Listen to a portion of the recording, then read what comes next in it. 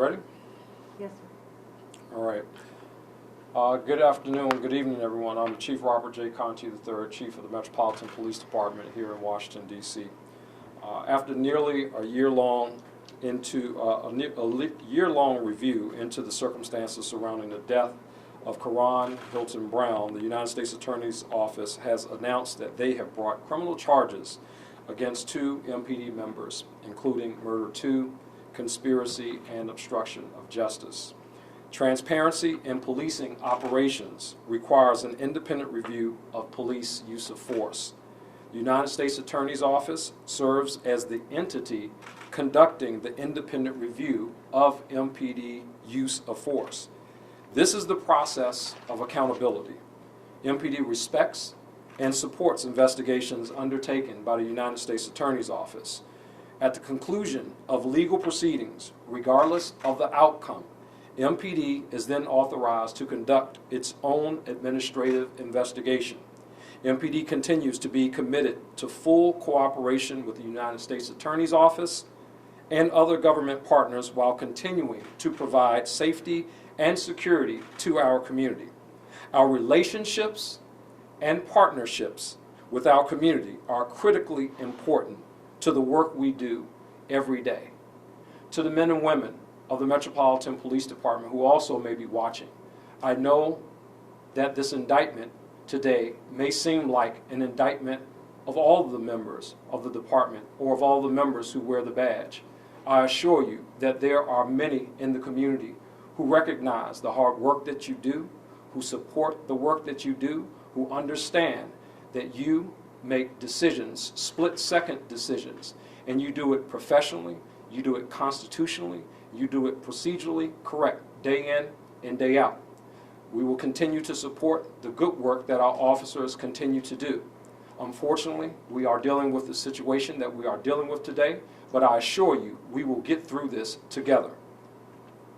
At this time, this will conclude my formal statement, and I will answer any questions that you might have. Sam? Chief, is there anything internally that you're going to do? Because that was what I was wondering. Obviously, there is the legal case. Is there anything within the department? Well, you know, Sam, a couple of things that I've done already since I've been here. One of the things that I've done back in maybe June or July, all of our crime suppression teams underwent additional training in partnership with the United States Attorney's Office. I think with respect to our policies, we have some of the most restrictive pursuit policies in the country, limiting our members' ability to engage in pursuit. So internally there may be some other things that we have to look at, but I think at this point the investigation and the criminal case it has to play out the way that it plays out. So no particular disciplinary actions against the officers? They remain in the same status, no contact, or? So the members are on administrative leave. There's a notice of indefinite suspension that will be served upon the members, and that process is a part of the collective bargaining agreement. They'll go through that process as well. Indefinite suspension with pay? It will be indefinite suspension without pay. Without pay? Yes, that's correct. Once they go through the process, depending on the outcome of that process, ultimately it could be without pay. That's correct.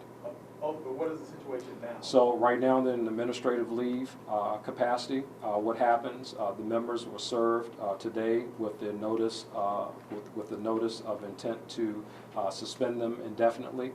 They have an appeal. There's an appeal process that they're able to go through, and once they go through that process, at the end of it, a final determination will be made on as of this status. Okay, but they're suspended with pay until some decision is made. Yes, sir. That's correct. Yep. Next question. Chief, Yes. David Kaplan with Fox 5. Officer Sutton's attorney sort of implied that Officer Sutton was making a Terry stop, that he was authorized to do so to begin this pursuit. I'm just curious what you make of sort of him saying that, and whether or not that falls in line, in your perspective, with the pursuit policies of the department.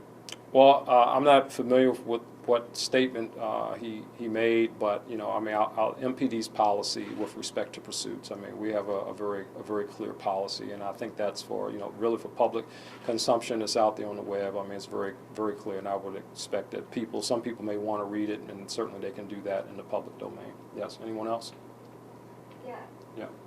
Yes, ma'am. Shane at WTOP.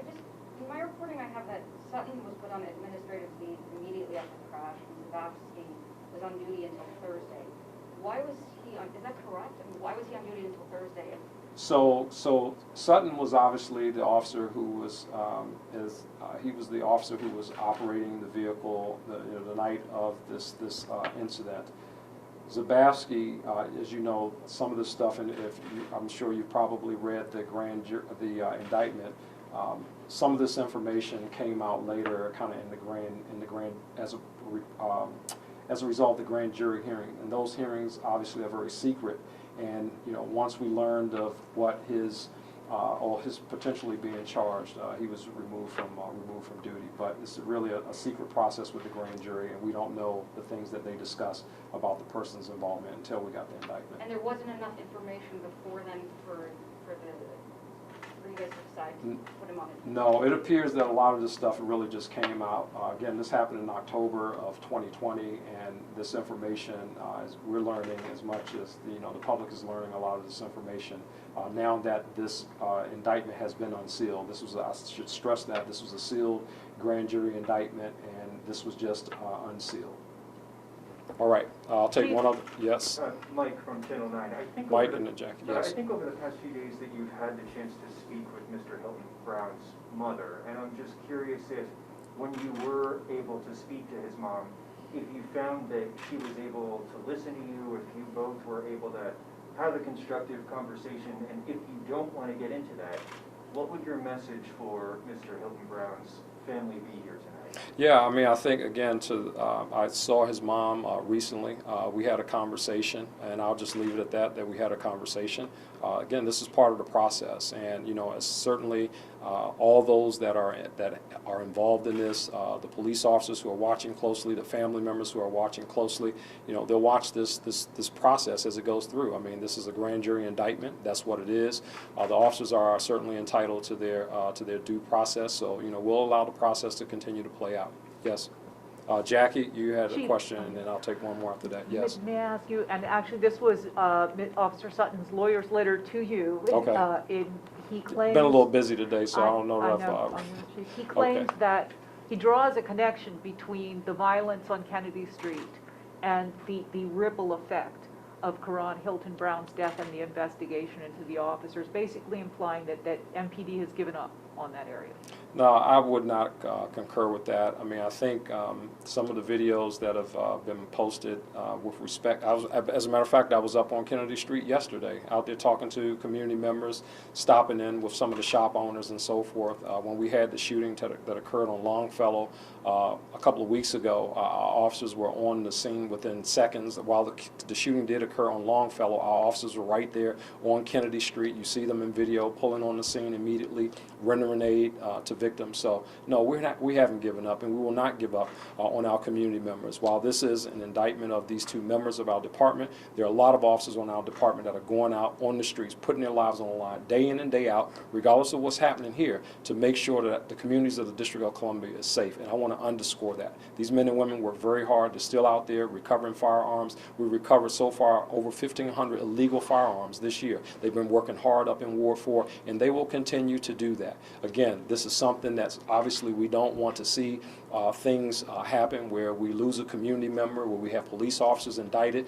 Those types of things erode trust with law enforcement. But I am committed, the Metropolitan Police Department is committed to making sure that our communities are safe. Last question. Yes, sir.